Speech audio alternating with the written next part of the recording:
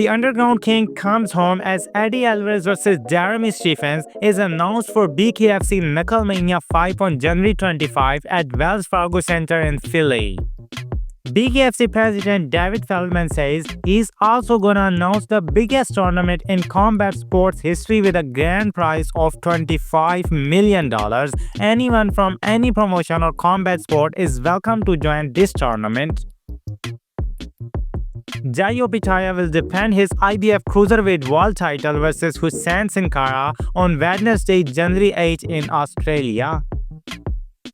Eddie Hearn has said he wants to make Opetaia vs. Gilberto Zurdo Ramirez as a WBA, IBF and WBO Cruiserweight World title unification fight. Hearn believes it's the best fight in the division and it's a must-make fight. Hearn also stated that he expects Anthony Joshua to return to the ring in May or June. They intend to wait and see what happens in the Alexander Usyk vs. Tyson Fury rematch on December 21st before deciding his next move. Hearn also gives an update about Chris Eubank Jr. vs. Conor Ben and reveals that the talks have now restarted and he's very hopeful a deal can get done.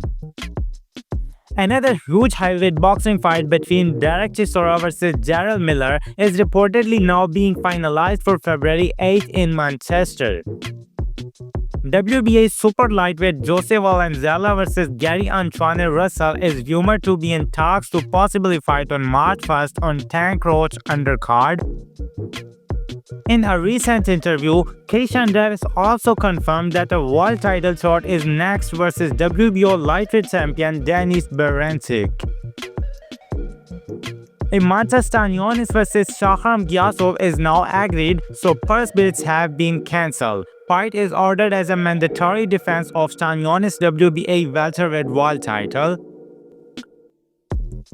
IBF middleweight champion Janibel Alimkhanuly has now called out Canelo Alvarez after Khamzat Shiraz recently pulled out of the purse bids for their fight.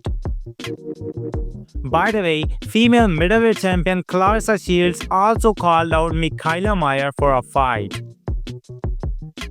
Former MMA fighter Rashad Evans reveals him vs. Rampage Jackson is being planned for 2025 under boxing rules. Rashad is happy he's getting another chance to compete with his former rival.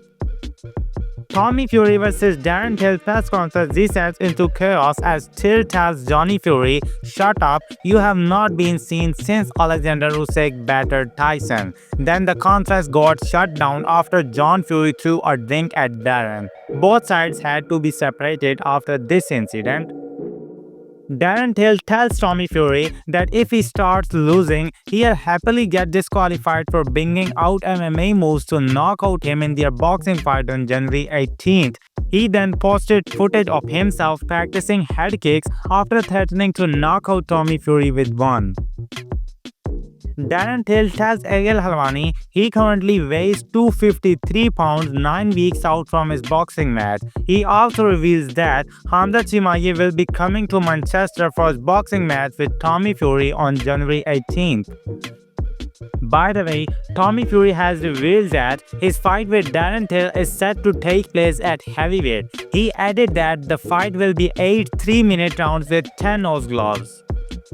Tommy Fury also responds to KSI's comment that Fury is working for me by fighting Darren Till on Misfits card. Fury says KSI got beat fair and square by him and now is still paying him millions, so the acting joke's on him. Anyway, clown boxing continues as former heavyweight world champion Oliver McCall, who knocked out Lennox Lewis to win the title in 1994, returned to the ring aged 59 in an officially sanctioned professional fight and knocked out Stacy Brazil, who's 54, in round 2. McCall then called out Jake Paul.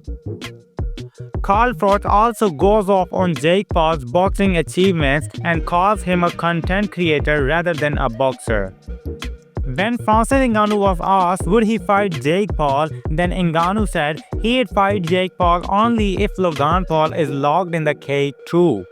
By the way, Jake Paul has no time for your rich accusations.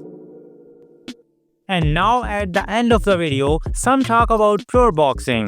David Benavidez and David Morrell first face off ahead of their February 1st fight gets heated as they exchange words. It's refreshing to see two undefeated boxers facing off in their prime now when the norm is to build these fights up over time. True coin flip fight which should be violent. Winner will be primed for a shot at Better Behave vs Bivol.